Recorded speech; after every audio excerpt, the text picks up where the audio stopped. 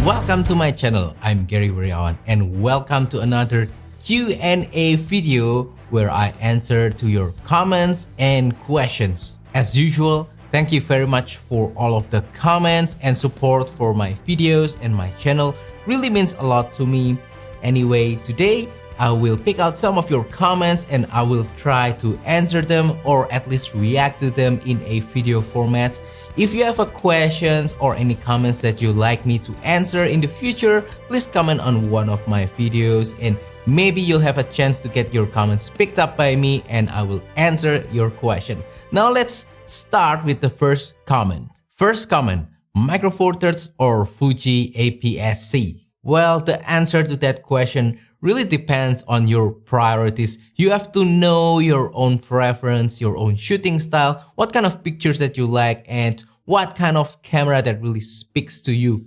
For me personally, it will be Micro Four Thirds. I'm heavily into Micro Four Thirds because they are the perfect travel camera. I travel a lot. At least when I'm not traveling, I also carry my camera a lot. You can check out my everyday photography vlogs up here where you see I got to use my Micro Four Thirds camera in action. But anyway, I want my cameras and lenses to be small but pack enough feature and has good enough image quality that it's significantly better than a smartphone's picture, but it doesn't have to be the best of the best. And Micro Four Thirds is the perfect middle ground between size, weight, and performance and image quality. However, that's not to say that Fuji camera can be used for travel. Fuji is also great. They are the king of JPEG in my opinion. I used an X-T3 quite a while ago, maybe a few months ago, and that was a really nice camera.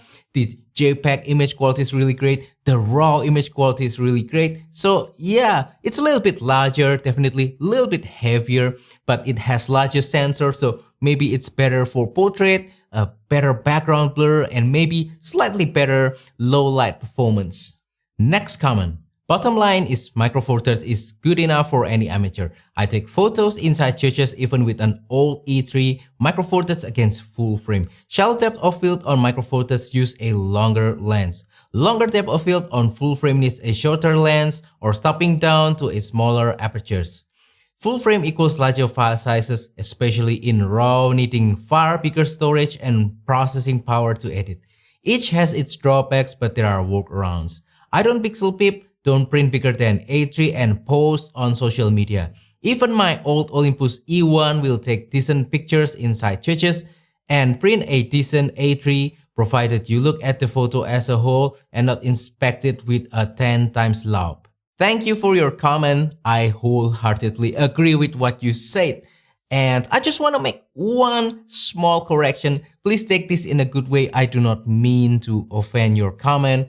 It was regarding full frame needing more processing power to edit the raw pictures as well as needing large storage. That's not entirely true. It was because it's a large megapixel camera, not because it is full frame. Over here, I have an almost full frame camera. This is the Leica M8. It has a sensor size that is much larger than Micro Four Thirds. It is almost full frame, but it's only 10 megapixel. So it's really easy on my storage and the raw files can be edited with just my laptop. I don't really need a special computer to edit the raw pictures coming out from this. I can even edit the pictures of the M8 using my smartphone easily. You can check out the video up here. But anyway, I agree.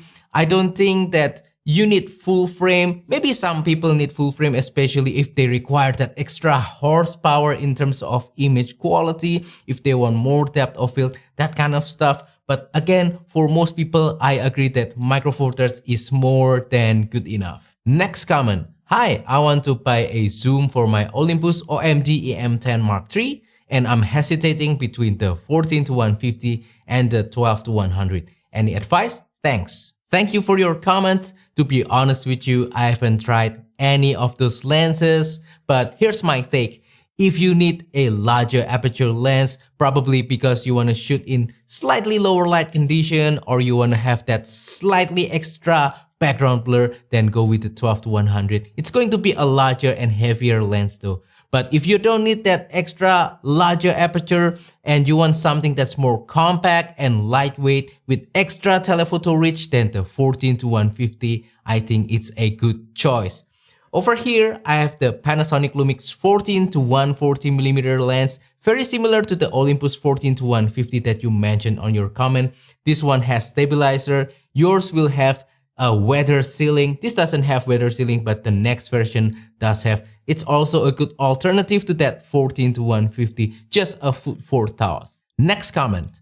I'm thinking about getting my first Panasonic camera and would love to buy this one. I see some people complain about the focusing, but not many people mention that AF is convenient but not professional. Professionals use manual focus even in videography, so looking to practice manual focus and also getting a follow focus to use with this. Thank you for the comment. The comment was mentioning the Panasonic Lumix G85, which I have right here.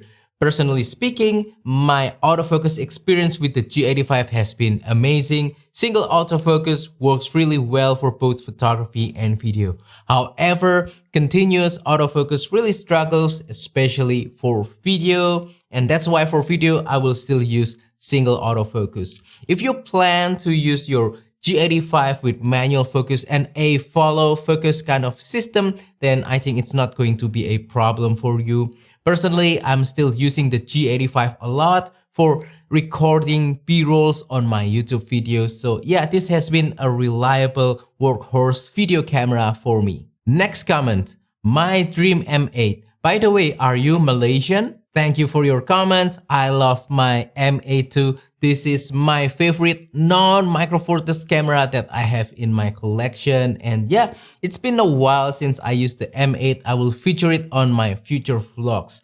And regarding, am I a Malaysian? No, I'm an Indonesian, but you're close. Next comment. Thanks, Gary. I looked through the camera books of the great photographers of the 1950s and earlier. I love street photography and black and white. These photographers really motivate me. I've purchased recently a couple of new books, one on Alfred Eisenstadt and Paris Mon Amour. Great books.